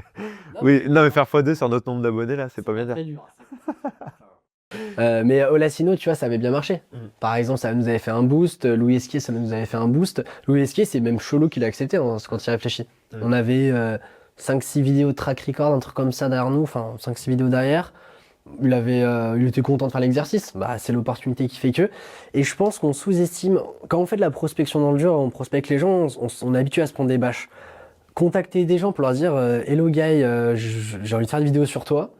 Les gens aiment bien être interviewés. Enfin, Bien tu vois, c'est con, mais tu m'as pas envoyé bouler. Tu m'avais mis un vent à l'époque, j'avais dû te prospecter pour un truc. Je t'ai envoyé un message sympa en disant bah vas-y, ça peut être trop cool de te faire venir. T'as accepté, on est là, tout se passe bien. Et enfin, c'est bête, mais dans les messages que j'ai envoyés, Alexis a contacté le CEO de 900 Care par exemple. Bon, on s'est pris une porte. Mais le message est super sympa. Indy, pareil, on a voulu contacter Com de Indy. On est passé par sa responsable relations médias. Elle nous a dit on est hyper chaud, c'est juste que là on n'est pas maintenant parce que là c'est la clôture comptable. En même temps, quel est le meilleur moment de te contacter que pareil, Patrick de Dougs, on avait une date. Non, mais clairement. Merdé autrement, Mais pour en avoir discuté pas mal avec Catherine Barba, par exemple, que je connais bien, et on travaille beaucoup ensemble, une fois, elle me disait, les gens nous idolâtrent un petit peu. On reçoit même pas non plus tant de messages d'invitation parce que les gens, ils se disent, ça sert à rien de le faire et on viendra pas. Et pareil, l'année dernière, je voulais faire une conférence sur Lyon qui a jamais abouti, mais j'avais envoyé des messages à Asher, comment elle s'appelle, celle qui a créé la Starac et bref, je retrouverai son nom, hyper connu. Enfin bref, De la Roche-Joubert. La Roche-Joubert, Alexia La Roche-Joubert, voilà. Voilà. Et typiquement, envoyer des messages sur LinkedIn, ils m'ont répondu et on a engagé une conversation. Et j'avais pas non plus l'impression, enfin, à moins qu'ils ont un très bon community manager derrière, mais j'avais pas l'impression que c'était une autre personne derrière, quoi. Et je pense que ça reste des personnes hyper accessibles. Et du coup, Et je rebondis juste là-dessus. Ouais, Moi, je pense vraiment que tu peux avoir qui tu veux, mais c'est une question de temps. Tu vois, ce que tu as dit, c'est très vrai. C'est que Patrick, tous les gens que tu as cités, je les connais très bien. Euh, c'est sûr que Patrick de Dougs, il va venir un jour. Mais la question, c'est de s'adapter à son agenda et après d'être flexible là-dessus. Et une fois que tu es serein avec ça, il y aura Patrick qui va amener une nouvelle personne, etc. Donc, vraiment, comment dire, le réseau, ça se construit. Tu vois, moi, quand je suis arrivé à H7, j'avais zéro réseau. Enfin, la réalité, c'est que j'avais travaillé en start-up avant, que j'avais envie de créer des trucs. Et puis après, j'ai été bien aidé par mon président qui m'a présenté aux bonnes personnes. Et puis petit à petit, et tu vois, ça fait 7 ans. Enfin, les gens oublient aussi que ça prend du temps. Tu vois. et du coup, nouvelle transition. Parlons de toi un petit peu. Moi, j'ai une question qui est un peu dans l'esprit. Aujourd'hui, quel est ton statut chez H7, entre guillemets? Est-ce que tu es salarié? Est-ce que tu as des parts de H7? Je suis salarié aujourd'hui, ouais. Tu es salarié, tu es au contact d'entreprise, tu as un mindset d'entrepreneur. Est-ce que tu ressens pas parfois cette frustration d'être salarié et de ne pas avoir une boîte qui grandit en même temps que toi tu grandis? Comment tu te situes par rapport à ça? Je vais te répondre comme Jean répond souvent aux personnes qui lui posent la question, Jean de Kima, dont on a parlé juste avant. Moi, j'ai le plus beau métier du monde. J'ai zéro risque et je suis témoin et parfois acteur de la réussite de très belles aventures entrepreneuriales. Moi, j'ai zéro risque dans le sens où depuis 7 ans, bah, j'ai mon salaire qui tombe, j'ai plus de responsabilités, j'ai la chance de sélectionner aujourd'hui avec Sana, qui est directrice adjointe, les personnes avec lesquelles je veux travailler. J'ai la chance de sélectionner les entrepreneurs avec lesquels on veut travailler. Et tu vois, de proposer des sujets sur lesquels on va pouvoir se développer. Tu vois, Zero to One, on en a parlé juste avant, ça faisait pas du tout partie du cahier des charges de la métropole. Il nous avait dit, vous allez créer un accélérateur, vous allez exploiter un lieu et ce sera déjà très bien. Et nous, avec Sana, on s'est dit, putain, il manque un truc, on va lancer l'impulsion et puis on verra comment ça prend. Donc tu vois, en gros, j'ai pas de sujet financier, je travaille avec les personnes qui me font confiance. Elle valorise aussi mon métier et je me sens aussi entrepreneur dans ce que je fais parce que justement, soit j'aide des entrepreneurs, soit mes idées finissent par être reprises et ont vraiment une continuité avec le travail de mon équipe. Donc tu vois, moi là-dessus, j'ai pas à me plaindre. Ouais, parce que tu ressens jamais un peu cette frustration de te dire, avec le réseau que tu as aujourd'hui, tu as quand même, je pense, de pas mal de numéros dans ton carnet d'adresses, la résonance que tu as, parce qu'aujourd'hui sur Lyon, je pense que 80% des entrepreneurs te connaissent, etc. De se dire, demain, si tu lances une boîte, tout est plus facile pour toi aussi, tu as les process, tu as les réseaux, tu as les connexions, et pour gagner finalement 10 fois plus. Donc comme je comprends, enfin, ou pas au final, mais je veux dire, comme je comprends, toi, c'est pas spécialement l'aspect financier qui te drive aujourd'hui, c'est surtout l'aspect lien que tu crées et univers, quoi.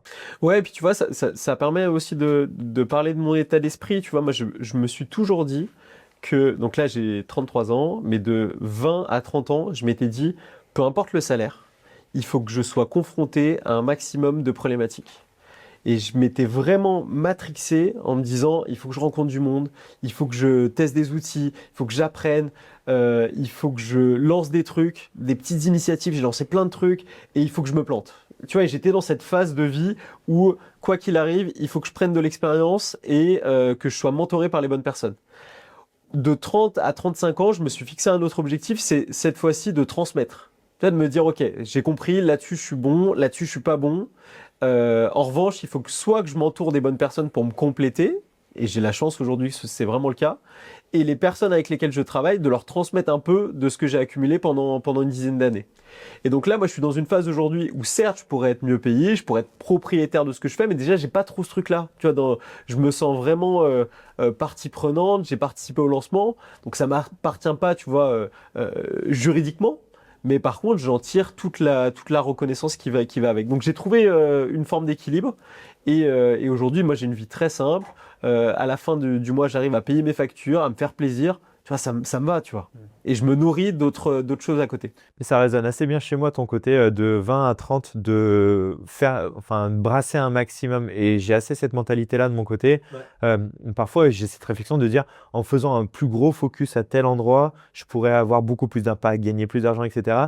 Mais je trouve justement, c'est le fait de se disperser aussi un petit peu, d'aller serrer des mains qu'on n'aurait jamais dû serrer de base, qui permet aussi de créer d'autres opportunités. Et je vois beaucoup plus ma trentaine à la quarantaine de stabiliser au maximum les choses avec tout ce que j'ai pu avoir en tête. Et c'est pour ça que ça résonne assez bien. Et finalement, toi, est-ce que, mettons, dans 10 ans, tu serais capable de relancer une boîte ou d'en lancer une, ou c'est pas du tout dans tes plans, en fait? Quelle est ta vision? Tu vois, moi, maintenant, j'ai un biais qui, je pense, est terrible pour un entrepreneur et qui ferait que je serais peut-être un terrible entrepreneur.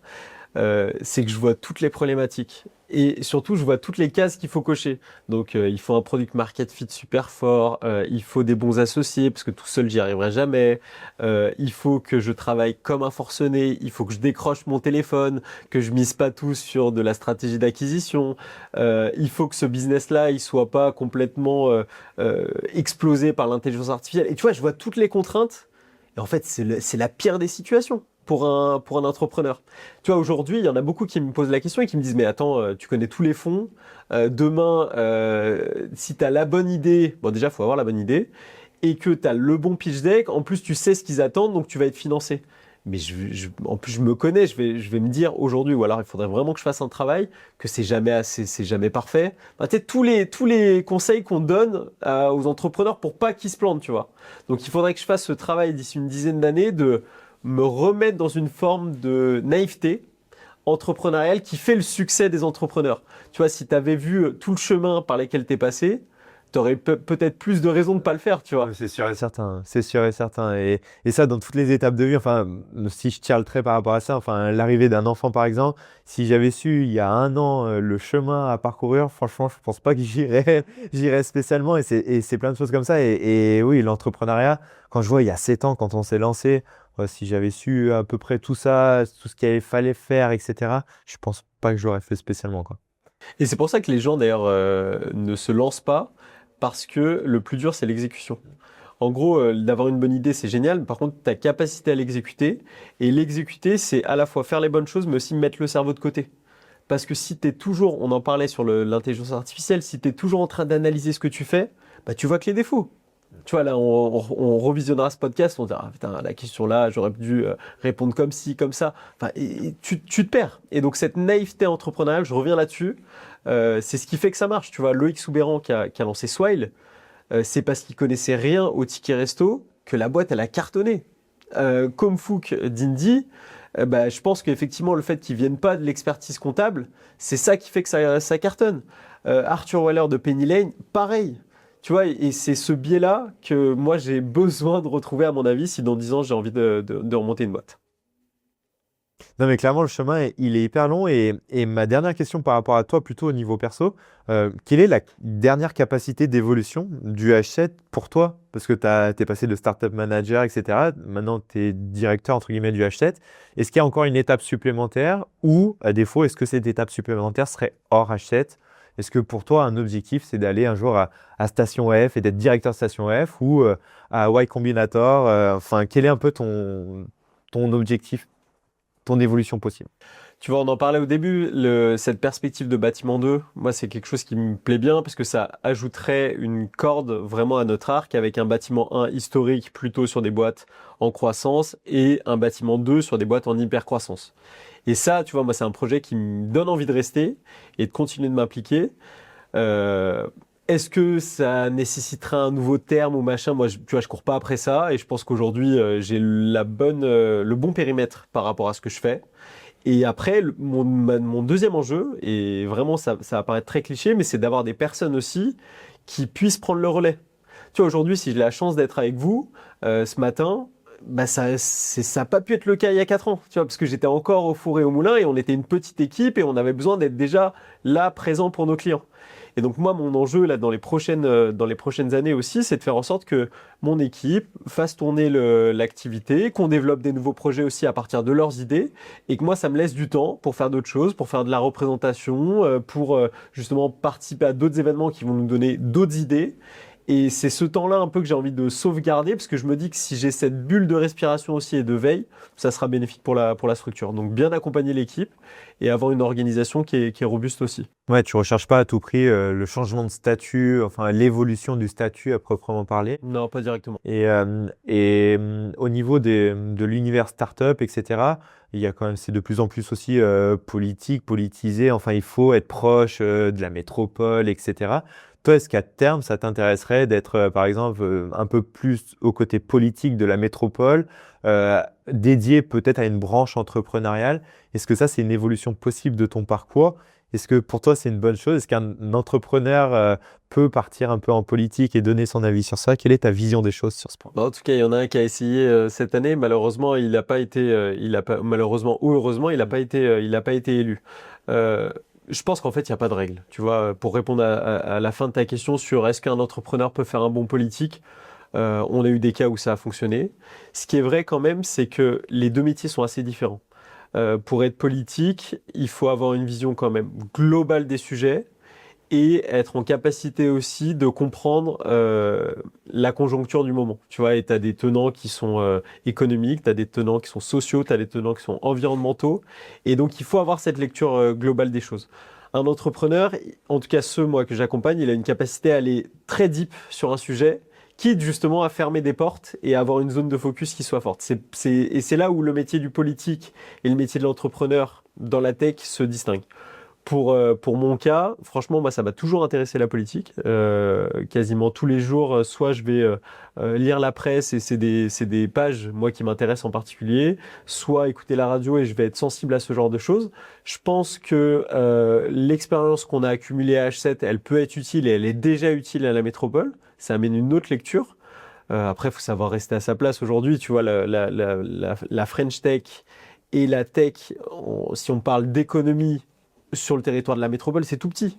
Tu vois, 70 entrepreneurs par rapport à 4 milliards de budget sur la métropole de Lyon, c'est peanuts. Mais par contre, je pense que sur ces gens-là, on a une compréhension à la fois des tendances, des métiers, de ce qui se passe, qui est plutôt fine et qui peut être intéressante. Mais ça reste un petit segment.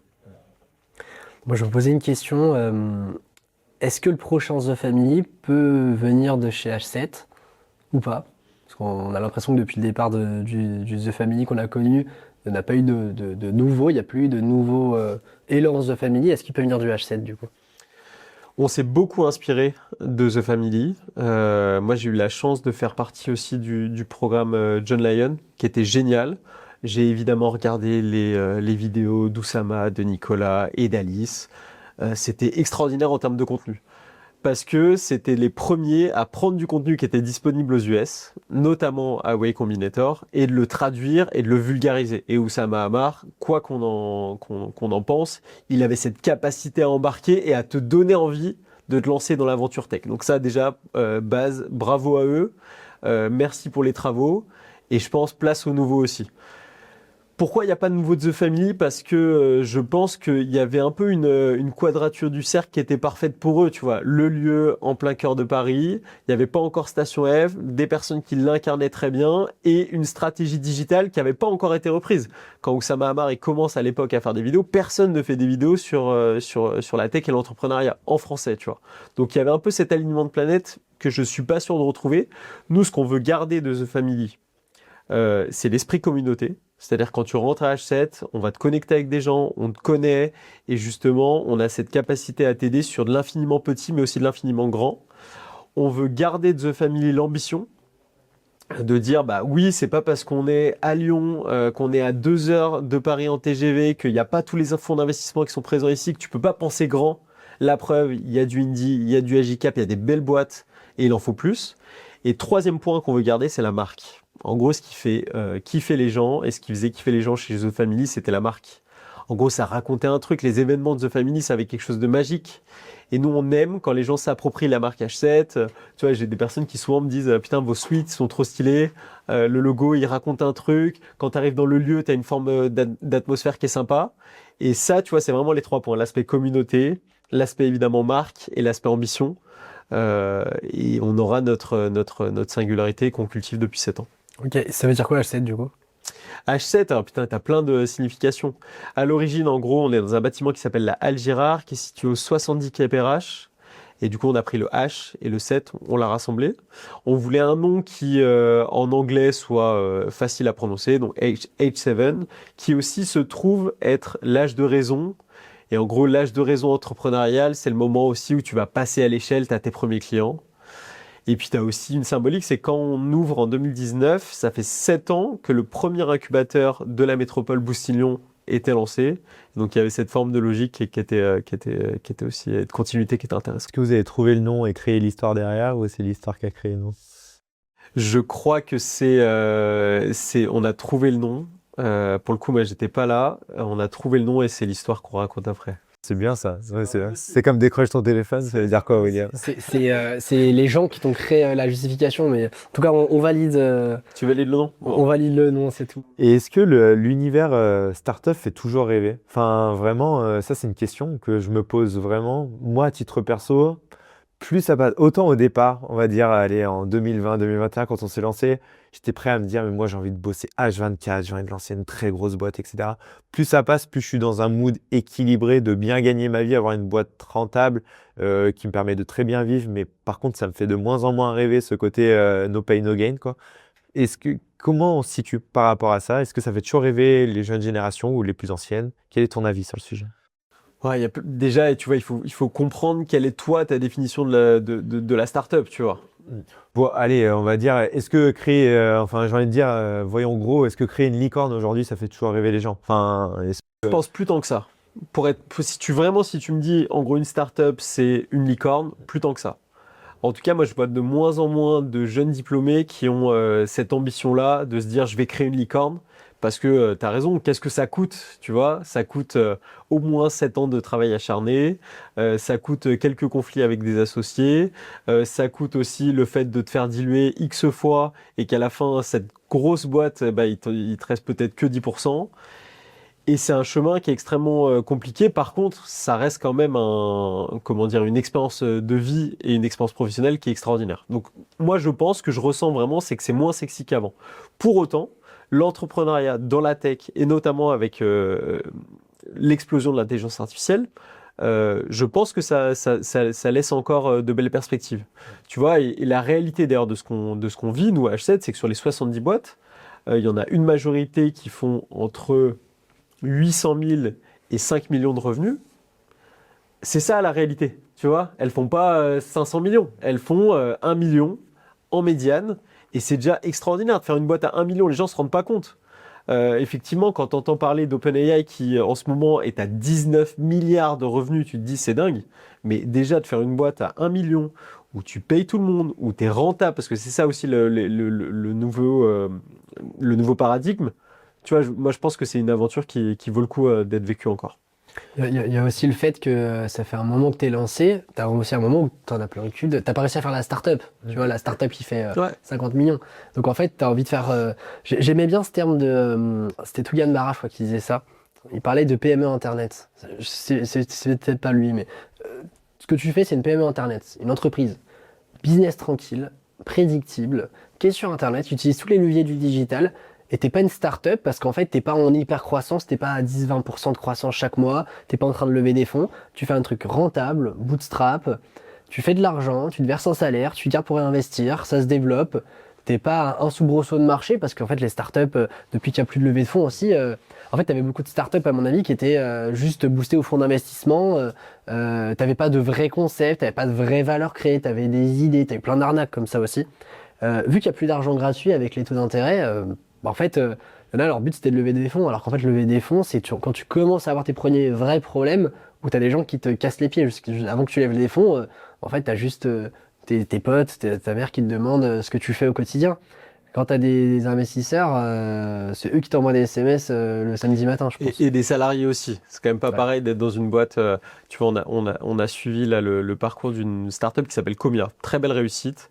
Comia, ils aident les restaurateurs, notamment à piloter tout l'environnement qui est important. Donc, tu as les stocks, l'hygiène sécurité. Et justement, ils ajoutent une brique prédictive pour savoir par rapport à N-1, qu'est-ce qu'il faut que j'ai en stock, comment j'intègre aussi mon staff. Donc, tu as les plannings, enfin bref, le tout en un des restaurateurs. Ça cartonne en ce moment parce qu'ils se sont attaqués au marché de la street food et qu'il y a plein de concepts qui se lancent et qui ont besoin d'être très vite outillés. Et ils ont eu une approche qui était très intéressante. Ils ont lancé commercialement en janvier. Là, d'ici la fin de l'année, je touche du bois, mais ils vont fêter leur premier million d'ARR. Donc ça cartonne. Le truc le plus difficile, Michael, qui est le CEO, il te dit, c'est d'être passé de zéro, parce qu'il était seul, à aujourd'hui 12 personnes dans l'équipe. Et tu vois, il a évidemment des investisseurs, mais le plus dur, c'est l'humain. Quoi, tu vois, quand tu étais tout seul, ta prise de décision, elle est facile. Et puis après, faut composer avec une équipe, avec de l'expérience parfois qui est plus importante que la tienne. Comment tu la gères, avec de la motivation qui est fluctuante, avec des entrants, des bébés, des machins, tu vois. Et je pense que ça aussi, c'est un vrai truc qui est différent et qu'il faut prendre en compte. Moi, je le vois clairement. Enfin, ma compagne aujourd'hui qui bossait dans une start-up à Lyon, quand elle est rentrée, ils étaient 15, 20. Elle est rentrée en tant que responsable RH. C'était la première, en gros, RH pour aller très vite. Ils ont fait des grosses levées de fonds. Ils sont montés à 40, 50, 60. Et maintenant, ils sont redescendus à une équipe de 10, 15 parce qu'ils sont montés trop vite. Et on a toujours cette vision de on veut recruter fort, on veut recruter vite. Il fallait prendre beaucoup de commerciaux, il fallait prendre beaucoup de développeurs. C'est une boîte qui est dans l'IA, etc. Et en fait, ils se sont épuisés sur ça. Et c'est souvent aussi la pression un peu des investisseurs qui disent, bon, on a investi, maintenant il faut une forte croissance, donc on veut une forte croissance, on va recruter vite, mais on ne recrute pas spécialement intelligemment tout le temps. Et ça, c'est le plus gros défi. Et aujourd'hui, ceux qui rentrent donc chez H7, est-ce qu'ils arrivent en disant un peu carte sur table, nous on veut devenir une grosse licorne, etc. Ou il y a quand même un peu de pragmatisme en disant on va avancer pas à pas. C'est quoi un peu l'ambition des gens qui viennent? C'est une super question. Nous, on essaye déjà de caper l'ambition à une année. Tu vois, c'est de leur dire, OK, à la fin de l'année, c'est quoi l'objectif? Et tu vois, on peut parler d'1 million de revenus, on peut parler d'un nouveau marché qui sera ouvert, on peut parler, je parlais d'Hello Charlie tout à l'heure, de coûts évités pour la société. Nous, on travaille les questions d'orientation et on veut faire en sorte qu'il y ait de moins en moins de jeunes qui se retrouvent sans formation à la fin de l'année. Et donc, on va essayer de caper l'objectif plutôt à 1 an. Et après, l'équipe, ça lui permet aussi de découper et de dire, si tu veux, d'ici 1 an, avoir 1 million d'euros de chiffre d'affaires, il faut qu'au trimestre, tu sois à tel niveau et après, tu pilotes beaucoup mieux. Et tu vois, c'est comme vous. Donc, ça, déjà, on essaye d'avoir une ambition qui est pragmatique et du coup atteignable, tu vois. Et après, sur les parcours de boîte, quand ça fait longtemps, par exemple Smash, solution de transfert de fichiers volumineux made in France, qui est H7 depuis le tout début. Là où... C'est H7, ça? Exactement. En plus, Tu vois, c'est une solution extraordinaire. Concurrent de WeTransfer qui a une vraie particularité qui aussi te permet d'afficher quand t'es client, tu vas pouvoir afficher tes éléments de marque à l'intérieur du fichier du fichier de chargement. Et eux, en fait, on les a pas mal questionnés aussi sur c'est quoi leur boss de fin. En gros, c'est quoi ce qu'ils veulent faire à la fin de l'aventure? Est-ce que tu veux en faire une très belle PME technologique? Je trouve que c'est une super formule.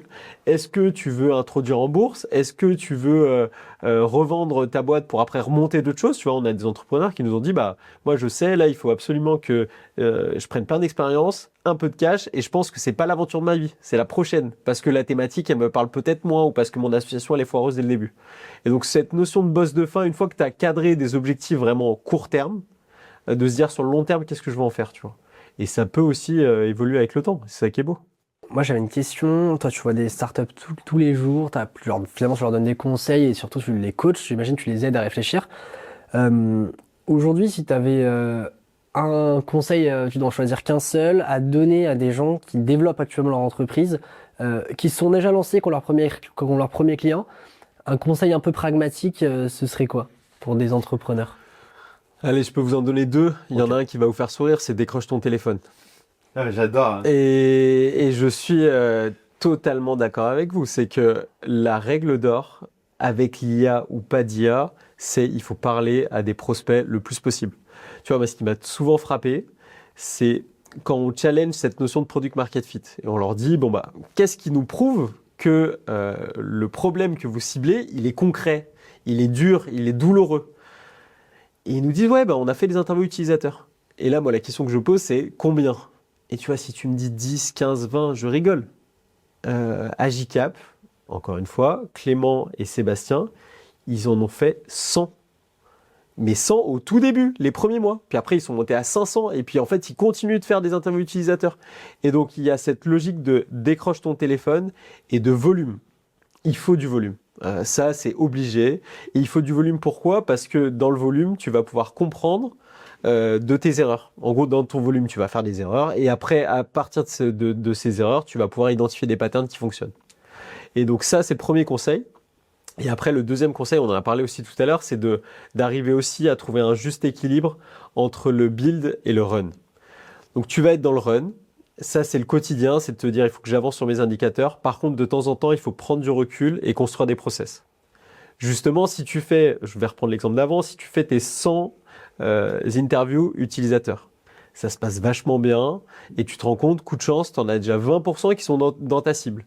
Mais si tu documentes rien, en fait, c'est pas une boîte, c'est le projet d'un mec qui s'est lancé là-dedans et qui a plutôt intérêt à travailler seul toute sa vie parce que la connaissance, elle est dans sa tête et il pourra rien partager. Par contre, si tu fais tes 100 interviews utilisateurs, que tu utilises à chaque fois la même méthode, que tu enregistres les trucs, que tu transcris ça aussi avec voilà ce qui ressort de la data et que derrière, tu le mets dans un Notion qui te permet d'embarquer tes associés, tes nouveaux commerciaux, ça a de la valeur. Tu vois, la plus belle boîte en France pour moi dans notre univers, c'est Alan. Alan, ils sont trop forts. Jean-Charles, il a créé un livre qui explique toute la méthode. C'est la seule boîte en France qui a une culture de l'écrit qui est 100%. C'est-à-dire, Alan, tout se passe sur Slack, sur des chaînes ouvertes. Et tout est documenté. En gros, tout passe par l'écrit. Et ça, c'est ce qui fait aussi la différence parce que si vous ne visualisez pas votre process, vous pouvez pas l'améliorer. Et donc, je dirais les deux trucs pour revenir. Déjà, du volume avec des clients et du process aussi. Et donc, pour ça, du build et du run. Et en plus, Alan, il y a Mbappé là, qui a investi maintenant. Il commence la com avec lui, donc je pense que ça va bien les propulser encore. Et moi, j'étais dans un incubateur. Alors, l'incubateur de l'IAE de Lyon, ça s'appelle Manufactory quand je me suis lancé. La frustration que j'avais avec Manufactory, après, j'aimerais ton positionnement dessus. J'étais là-bas, on était entouré de porteurs de projets, étudiants qui lançaient un peu leurs projets comme ça, mais qui n'avaient pas l'âme d'entrepreneur. Au bout d'un moment, en fait, j'ai fait 2 années là-bas. Dès la présentation des projets, le premier jour, tu es capable de dire celui qui restera à la fin et celui où il faut qu'il arrête maintenant. Ça le fait pas du tout. Toi, quelle est ta position par rapport à ça? C'est dur à dire en entrepreneur et normalement, ça se dit pas parce on sait jamais de quoi l'avenir sera fait. Mais par contre, avec l'expérience, on est capable de dire, mais toi, tu n'y arriveras jamais, tu mettras jamais l'intensité pour, etc. Quel est ton positionnement dessus? Est-ce que parfois, ça vous arrive de dire, bon là, franchement, stop, je te fais gagner 3 ans de ta vie, arrête dès maintenant, va trouver un taf, quoi. Comment tu te situes par rapport à ça? C'est une bonne question parce que la semaine dernière, justement, à Lille, il y avait une journée dédiée aux structures d'accompagnement. Et c'est exactement la question qu'il posait, c'est comment vous faites quand vous avez accepté quelqu'un et vous savez qu'il va pas y arriver?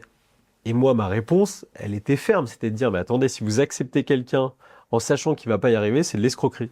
Bah, je te prends ton argent, Romain, tu viens à H7, tu payes, je sais que tu vas te planter. Bon, je peux me tromper quand même, parce que je suis pas non plus Dieu Tout-Puissant.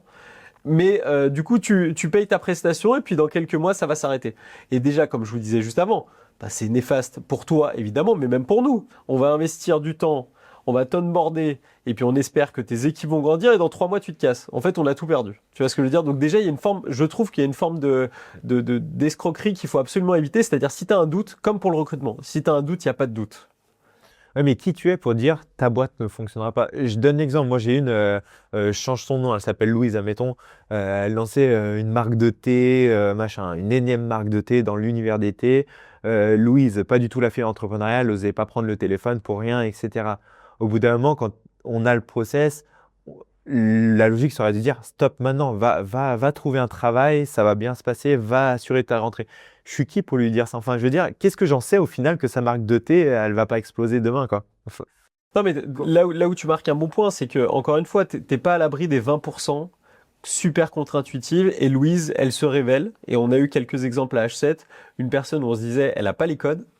Mais en revanche, elle a eu une boulimie de contenu qui fait que, au bout de 6 mois, elle avait très bien capté ce qu'elle pouvait chercher à H7 et ce qu'elle devait faire évoluer. Et j'étais franchement assez bluffé de la capacité qu'elle avait eue à se transformer elle pour après transformer son business. Et ça, c'était les 20%. Et tu vois, si j'avais été bête et méchant et si j'avais été seul à prendre la décision, c'est là aussi il faut être plusieurs. Bah, j'aurais dit non, mais en fait, Louise, ça le fera pas. Tu vois, premier point. Et donc, de quand même toujours regarder les dossiers à plusieurs. C'est pour ça que le réseau entreprendre, ils sont pas seuls autour de la table. Sinon, c'est trop de responsabilités. Après, je pense que là où tu as raison, c'est-à-dire que lors des points d'étape qu'on fait, il faut qu'il y ait des points d'étape qui soient des points d'étape de sincérité. Quand tu vois que le cash diminue, qu'il n'y a plus de traction, qu'il n'y a plus d'énergie, nous, on est aussi payé pour dire est-ce que c'est pas le moment pour arrêter? Tu vois, et arrêter et accompagner. Et là-dessus, t'as 60 000 rebonds qui peuvent t'aider. On a la chance d'avoir une communauté aussi très riche de dire, bah, et on a eu le cas, t'étais peut-être entrepreneur en galère, demain tu peux être une super directrice commerciale. Et on a eu des parcours qui ont été comme ça. Et c'est ça aussi accompagner, tu vois. Donc je dirais quand même qu'il peut y avoir des instants de vérité qui sont essentiels. Et Réseau Entreprendre le fait très bien, je trouve. Mais tu vois, par exemple, ton exemple, Louise, ou je sais pas comment, là, pour sa marque de thé, en fait, aujourd'hui, elle décroche pas son téléphone pour faire de la prospection. On dit que le commercial, c'est la première étape pour réussir en entrepreneuriat. Finalement, t'es qui pour lui dire qu'elle va pas réussir? Finalement, déjà, je pense que tu peux lui dire, parce que c'est ton opinion, c'est une opinion. Ça veut pas dire que ça lui donne une bonne raison de te montrer que tu t'es trompé. Mais surtout, quel est le conseil, quelle est la prochaine étape que tu peux lui donner? Si tu devais lui donner une brique de valeur ajoutée, ce serait, bah tiens, t'as créé ta marque de thé, t'as ton produit, confronte-le à 100 personnes, va voir 100 personnes, ramène-moi un tableau Excel de 100 personnes à qui tu t'es confronté. La réalité, c'est que tu sais que dans 3 semaines, tu vas la revoir, elle en aura pas fait un seul. 3 semaines, encore pas un seul. Et tu lui montreras par l'exemple qu'elle n'avance pas. Et tu seras bluffé parce que peut-être au 4e rendez-vous, elle sera allée en voir 10. Putain, en fait, en avoir 10, ça marche super bien.